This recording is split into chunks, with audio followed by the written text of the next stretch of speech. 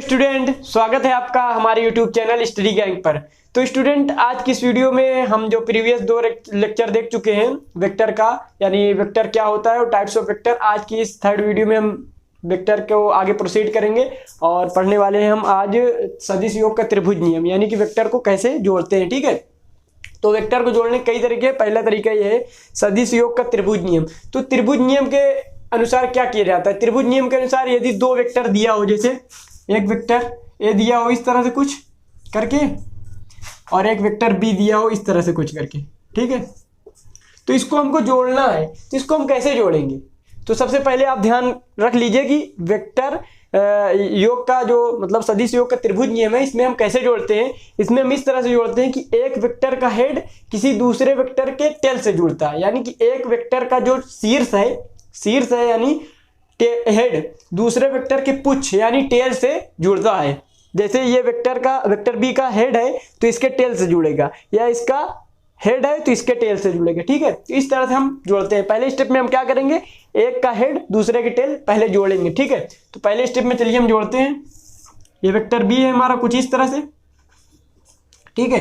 तो अब वेक्टर की शिफ्टिंग अलाउ है इस चैप्टर में, तो वेक्टर की शिफ्टिंग जब अलाउड है तो इसको हम इधर से ऐसे शिफ्ट करके लाएंगे, इसके हेड पे रख देंगे इसके टेल को। ठीक है, तो कुछ इस तरह से हम इसके रख देंगे यहाँ पे। ठीक है, तो ये वेक्टर ए हो जाएगा।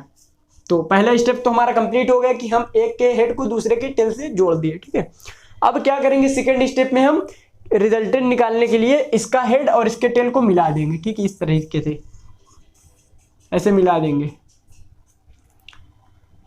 ठीक है, और ये जो वेक्टर होगा परिणामी यानी रिजल्टेंट, यही वेक्टर होगा जो आर परिणामी ये होगा। एक वेक्टर ऐसे, एक वेक्टर ऐसे, फिर एक वेक्टर ये फॉर्म होगा। जो नया वेक्टर मिलेगा हमें यही परिणामी वेक्टर कहलाएगा। ठीक है, तो परिणामी वेक्टर बराबर अगर हम लिखना चाहें आर बराबर वेक्टर आर बराबर तो vector A plus vector B, इस तरह से हम लिख सकते हैं। ठीक है, वेक्टर आर बराबर vector A plus vector B. तो ये था सदिश योग का त्रिभुज नियम। ठीक है, अब हम पढ़ते हैं समांतर चतुर्भुज नियम क्या होता है सदिश योग का। ठीक है, तो आई होप आपको ये समझ में आए वो क्लियरली, बहुत ही बेसिक था ये।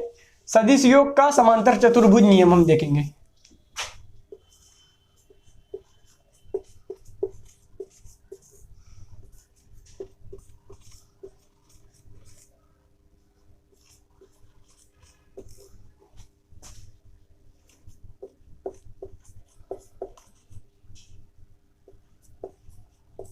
ठीक है, समांतर चतुर्भुज नियम, सदिश योग का समांतर चतुर्भुज नियम। तो इस नियम में क्या होगा कि जैसे हम उसमें जोड़ते थे त्रिभुज नियम में कि एक का हेड दूसरे के टेल से जोड़ते थे। ठीक है, तो इसमें हम दोनों के टेल को जोड़ेंगे। जैसे दो वेक्टर हमारे पास हुआ करते थे, वेक्टर ए और बी, हम ट्राइंगल लॉ में यानी त्रिभुज नियम में क्या करते थे, एक के हेड को दूसरे के टेल से जोड़ दिया करते थे। तो अब इसमें हम करेंगे दोनों के टेल को साथ में जोड़ेंगे। ठीक है, जैसे वेक्टर ए है,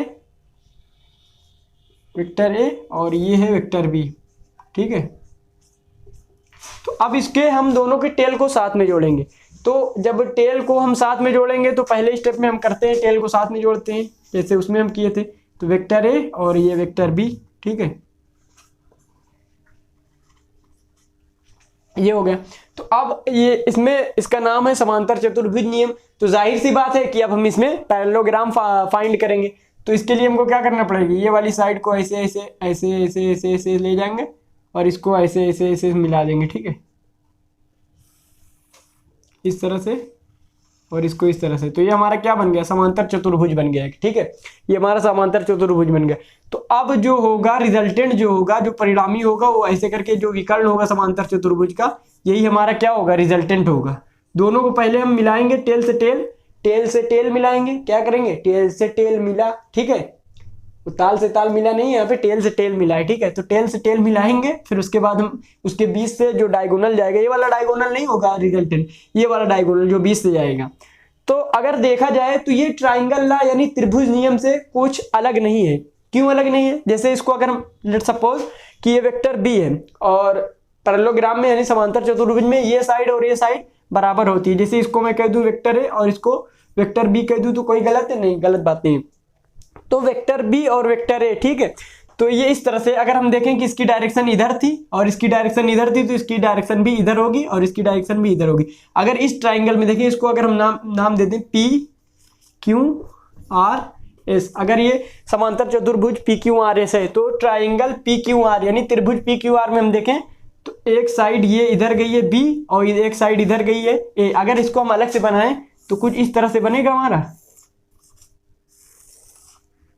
ठीक है। तो ये हमारा वेक्टर A था और ये हमारा वेक्टर B था और ये रिजल्टेंट है। तो क्या ये हमारा ट्राइंगल ला नहीं आ गया, ठीक है। तो ये था समांतर चतुर्भुज नियम। अब हम जो नेक्स्ट नियम हमारा है वो सदिश योग का बहुभुज नियम देखेंगे, ठीक है। तो हमने समांतर चतुर्भुज नियम में देखा था कि समांतर चतुर्भुज नियम भी कहीं ना कहीं त्रिभुज नियम का पालन करके हो रहा था। तो क्या जरूरत थी समांतर चतुर्भुज नियम बनाने का जब त्रिभुज नियम से काम हमारा हो रहा था, या फिर समांतर चतुर्भुज नियम बना दिया तो क्या जरूरत थी बहुभुज नियम बनाने की, ठीक है। तो एक टाइम में जब दो वेक्टर हमारे पास हुआ करते थे, दो सदिश, तो हम क्या करते थे, समांतर चतुर्भुज लगाया करते थे नियम, या हम त्रिभुज नियम लगाया करते थे, ठीक है। जब हमारे पास दो से ज्यादा हो जाए, 3 या 4 सदिश हो जाए एक साथ में, तो हम क्या करेंगे, देखिए। तो त्रिभुज नियम लगाते हैं, फिर देखते हैं क्या होता है। देखिए जैसे हमारे पास 5 वेक्टर हैं, तो 5 वेक्टर हैं तो उसको हम एक सीरीज में अरेंज करते हैं त्रिभुज नियम के हिसाब से, ठीक है। जैसे एक वेक्टर ये मान लिया, फिर एक वेक्टर ये मान लिया, इसका टेल इसके हेड से जोड़ा, फिर एक वेक्टर ये मान लिया, ठीक है, इसका टेल इसके हेड से जोड़ा, फिर एक वेक्टर ये मान लिया, ठीक है, फिर एक ऐसे मान लिया, ठीक है। हमारे पास 4 वेक्टर हैं, vector A plus vector B plus vector C plus vector D, ठीक है। प्लस नहीं है, मतलब ऐसे बता रहे हैं, vector A vector B vector C सबको हम अरेंज कर लिया ट्राइंगल लॉ के अकॉर्डिंग, ठीक है। त्रिभुज नियम के अनुसार सबको हमने क्या कर लिया, अरेंज कर लिया, ठीक है। अब जब त्रिभुज नियम के अनुसार सब अरेंज हो गए, तो अब इतने ढेर सारे वेक्टर हैं, तो क्या हम सब पर त्रिभुज नियम लगाएंगे, नहीं, त्रिभुज नियम नहीं लगाएंगे, क्योंकि त्रिभुज नियम लगाने में हम लगा सकते हैं, कोई दिक्कत नहीं है, लेकिन टाइम हमारे पास बहुत लग जाएगा, हमारे पास टाइम कम रहेगा एग्जाम में, तो क्या हम त्रिभुज नियम लगाने लगेंगे, तो नहीं, त्रिभुज नियम नहीं लगाएंगे। तो हम डायरेक्ट इसको क्या करेंगे, ये जो बहुभुज नियम है ये क्या कहता है, फिर त्रिभुज नियम के अनुसार उसी तरह करेंगे जैसे त्रिभुज नियम में हम किया करते थे, इसके सिरे को इसके सिरे से मिला दिया करते थे और हमको रिजल्टेंट मिल जाया करता था, परिणामी मिल जाया करता था और डायरेक्शन ऐसे हुआ करती थी। तो ये हमारा परिणामी R है, ठीक है। अगर हम R को लिखें, वेक्टर R बराबर तो क्या होगा, vector A plus vector B plus vector C plus vector D, ठीक है। तो इस तरह से, ठीक है। अगर इसमें हम ट्राइंगल ला लगा के देखते हैं क्या होता है, ठीक है। अब ये साइड है A वेक्टर वेक्टर B, इसमें ट्राइंगल ला लगाते हैं, ये हो गया, इसकी डायरेक्शन ये हो गई, ठीक है। तो ये क्या आया हमारा, vector A plus vector B, ये आया, ये रिजल्टेंट आया। अब ये एक साइड बन गई ट्राइंगल की और एक साइड ये हो गई, इस पे ट्राइंगल ला अप्लाई करते हैं त्रिभुज नियम, तो इसका डायरेक्शन दिशा इधर की ओर होगी। तो A प्लस B एक है और एक C है, तो इसको मिलाकर क्या हो जाएगा, A plus vector B plus vector C हो जाएगा। अब एक त्रिभुज की एक भुजा इसको सपोज करते हैं और एक भुजा A, एक भुजा A plus B plus C है, एक भुजा D है। तो अब दोनों को जब हम फिर त्रिभुज नियम लगाएंगे तो फिर ये मिलेगा, ये क्या मिलेगा हमें, vector A plus vector B plus vector C, एक भुजा थी और एक ये D है, ठीक है। तो इस तरह से आया, तो वही चीज जो वेक्टर के जो ट्राइंगल ला था उससे आ रहा था, लेकिन टाइम कितना लगा, एक स्टेप, फिर 2 स्टेप, फिर तीसरे स्टेप में जाके आया जब हम 4 लिए। तो इसी तरह हम 5 लेंगे तो 4 स्टेप करना पड़ेगा, 6 लेंगे तो 5 स्टेप करना पड़ेगा, तो स्टेप काफी लंबा हो जाएगा, इसलिए बहुभुज का विकास हुआ, ठीक है। तो ये तो थे इस तरह से, जब हमको वेक्टर ज्योमेट्रिकल फॉर्म में यानी ज्यामितीय रूप में इस तरह से करके या फिर इस तरह से करके वेक्टर दिया हो तब हम करेंगे इस तरह से जोड़।